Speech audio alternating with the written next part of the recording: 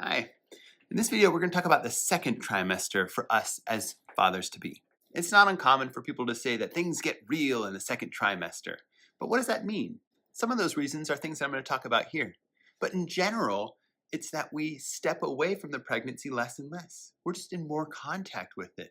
It's a more part of our daily awareness. I don't know if it makes it more real, it just makes it more present. That we're working through it, thinking about it, reflecting on it, and making some plans. The second trimester can often bring an expanded financial awareness. That maybe during family planning, we thought one thing, during the first trimester, we thought another, and now we're kind of saying, wait a minute. We're asking, how are we going to pay for this? What are the costs associated with this? Who is going to be in charge of making enough money to make all of this work? And for a lot of fathers to be, there's a sense of, well, I'm going to have to do this, moving into that provider role. And it doesn't necessarily need to be that way. These traditional masculine norms of the man being the earner, the father being the one who brings home the bacon, that doesn't necessarily need to apply, at least not in the way that it did in the past. Society has certainly shifted. We're growing with that, and our families are structured in their own unique ways. But this doesn't negate that there is a financial reality that we need to face, and we need to do so with our partner, to talk openly about what we expect costs will be and what our income will be.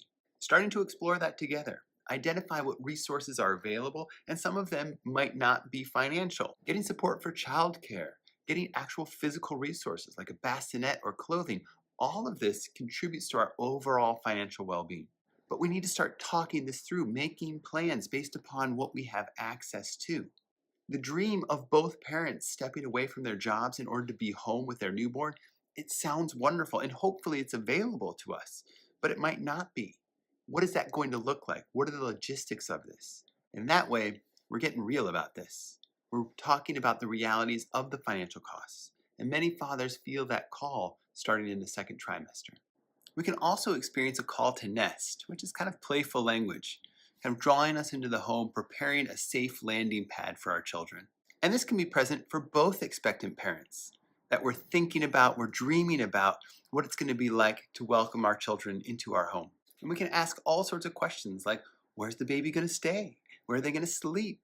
What's that going to look like? And in that, we start to fantasize this future scenario. So this nesting does have a psychological component, that we're thinking about this. We're creating an internal space for our children to exist now as we kind of imagine these future scenarios. And we can just notice the nature of these fantasies. What are the good things, the not so good things, the exciting things, the scary things, and be able to explore what that means for us. However, this nesting can also have a very external, concrete, physical reality too. There's the cleaning, the collecting, the buying, the painting, the organizing, all of this stuff. And that list of stuff can grow longer and longer in this second trimester. And we need to be thoughtful about balancing all of that work with self-care. So in collaboration with our partner, we might start to identify what is essential for this experience and what is desirable. In the second trimester, it is essential that we have a safe living space to invite our children into. On the other hand, it might be desirable to have a really big house.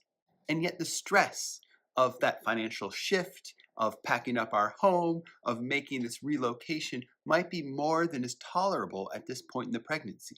For most expectant parents, there are already enough things happening. We don't need to make another big shift in our lives.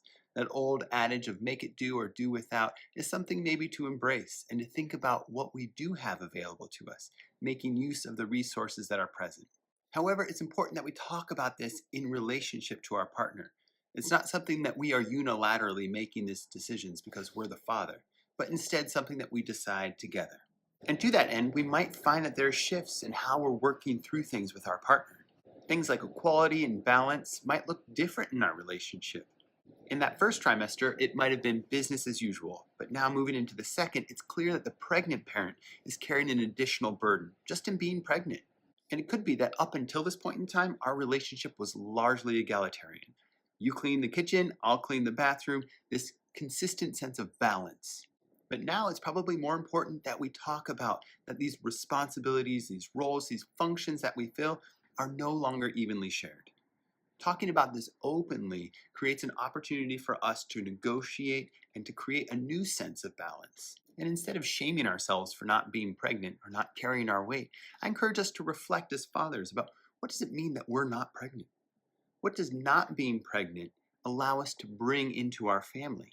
It could be as small as taking on additional activities around the house, just to relieve some of the burden from our partner. And while we all can do that as fathers, I also want to acknowledge that there's something unique that each of us bring to our own families, to those unique situations or constellations that we live in. And I encourage us to think about this here in the second trimester and to continue doing this as we explore and expand into our identities as fathers. These are a lot of shifts in the dynamic of our relationship, but so too, we're invited into new spaces to show up in new ways with our partner. In this second trimester, we and our partners might start to experience feelings of self-doubt, like maybe we made a mistake or maybe I'm not good enough to do this. These are perfectly okay self-doubts to have, and it can be helpful to work through them on our own as we move inward and explore maybe the seed of that concern. And as we show up for our partners, we want to think about showing up empathically, presently, and being a little bit of a cheerleader, instilling a sense of hope and encouragement that they're going to be a great parent and that we are proud of the work that they are doing. And just like in that first trimester, we might be experiencing a wide range of emotions, both ourselves and our partners. And while our partners might also be influenced by those hormonal shifts in the second trimester, we still want to show up for their emotions, show up for their feelings, and not minimize it or reduce it just to a biological cause. And we can create this open space for sharing our emotions by being curious about what our partner is experiencing, helping them name those emotions, talk about them, and validate their experiences. And I want to make sure that we balance this a little bit. In our society, we put an emphasis on the pregnant person, their well-being, and with good cause. But that doesn't mean that we're not going through things, and it doesn't mean that what we're going through isn't important. And this might mean that we need to share what's going on for us. We can't just hold back. We can't just sit on it. We can't pretend like we're not going through anything.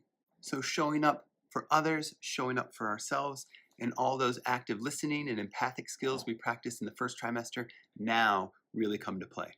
Second trimester brings increased physical shifts for our partner.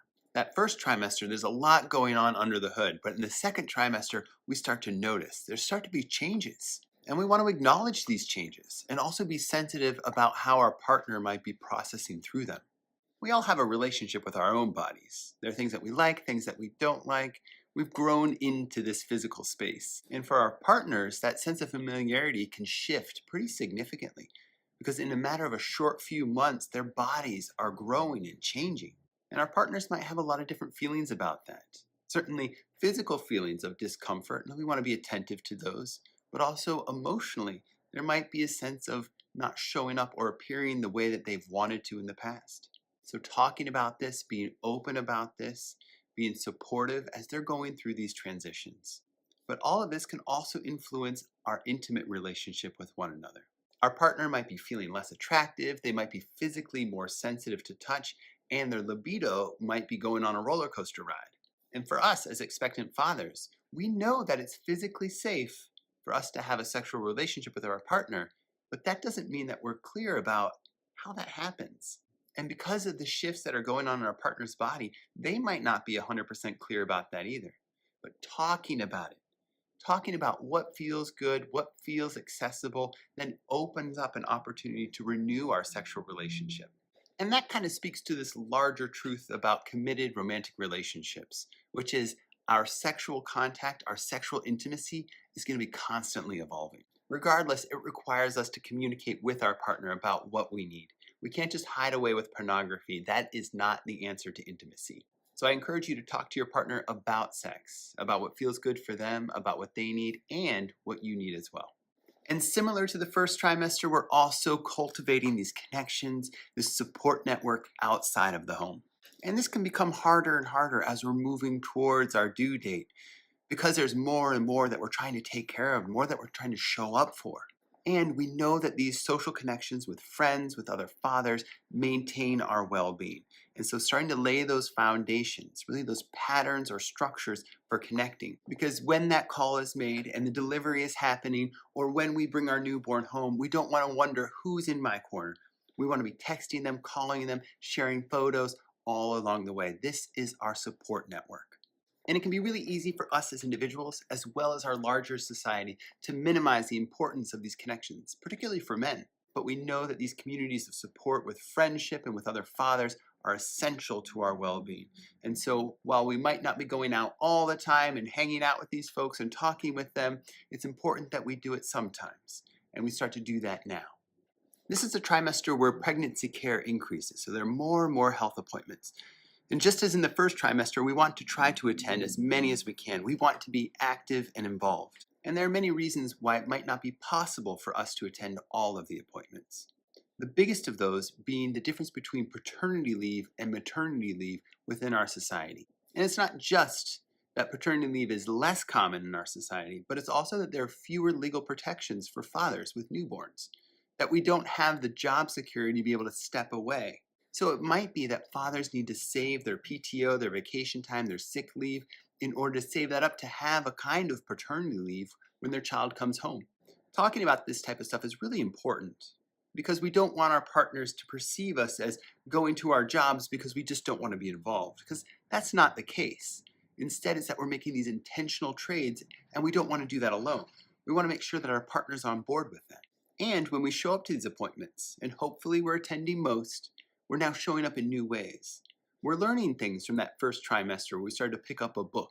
We're learning something from talking to other fathers, and now we're asking questions. We're being curious in those appointments to learn more and to clarify what's happening in our unique situation. And if we can't physically be there for the appointment, it might be that we call in and we're on the phone, maybe on speakerphone, while our partner is there for the appointment. So we can still ask our questions. We can still hear what's going on. This type of consistent and active engagement depicts to our partner that we are invested in this pregnancy. We are invested in becoming fathers. The second trimester is also time to kick our education into high gear, and not too high of a high gear. I encourage folks to go to the trainings, do the diapers and the swaddling and all that fun stuff. Look at the other fathers in the room, seek them out, hear their questions, hear what they're curious about, share about what's going on for you. This is also a great time to pick up maybe one book and start to read it.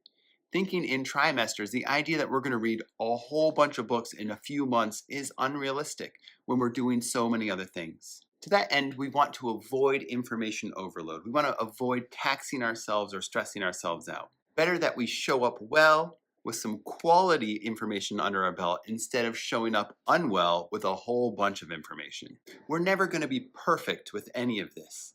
So it's better that we focus on a balanced preparation plan instead of overdoing it. So some simple strategies, again, some workshops, picking up a book, talking with other fathers, starting to invite ourselves into this and try this information on for size. And this is all exciting stuff, and it gets more exciting as we move into the second trimester. There can be a lot of nervousness, a lot of uncertainty, but we're doing the best we can. And we want to make sure that we're taking care of ourselves along the way, that we're exercising, we're eating good food, we're getting sleep, we're getting some social engagement. All of this is going to help us ensure a sense of balance. I wish you well in this. Thanks.